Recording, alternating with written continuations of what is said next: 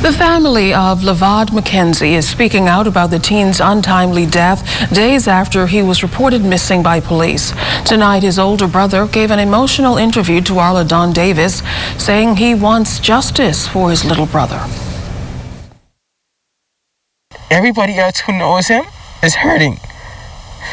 How could you take away somebody that didn't deserve it?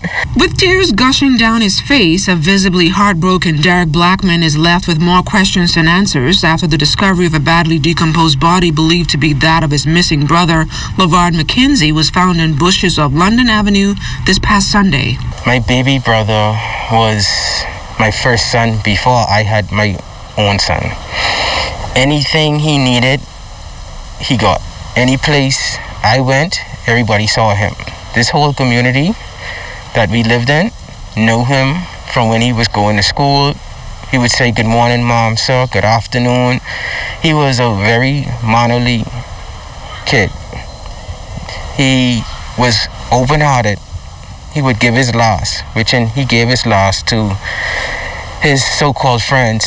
And while the family awaits the officials' identification results, Derek, who is the eldest of three, says his brother's death is a shock and he will miss his selfless spirit. This was his last year in school, and he said to me that his shoes wasn't stable enough, so I took him from school to buy him a pair of shoes. I took him to the clock store, buy him a pair of shoes. I took my last, what I had in my pocket, to say, whatever you need, get it.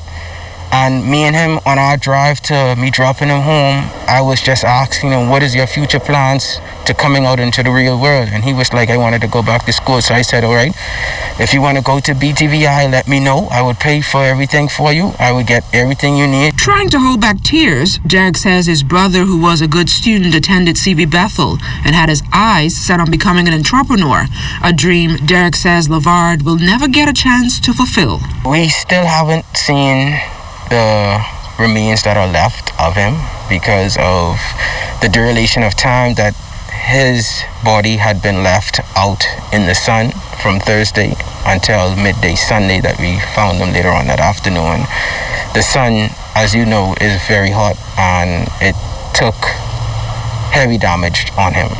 So by that we know, as I said, the clothing that he had on left the house with was the last thing that they could actually get from. We're still waiting on more information to come in to really clarify, but we know that's him. Even in the midst of COVID-19, Derek says his family and the community here in Sunshine Park plan to have a special memorial to honor Lavard in a special way. We're going to organize it in a proper way by probably illustrating something by the entrance of where his body laid. I guess that's going to probably be later on during the month.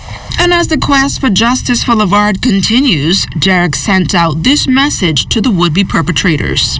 Only thing I have to say is, God be with you, because it's a rib bone they took completely away from me, my family, his dad, and the whole community. LaDon Davis, ZNS Network News.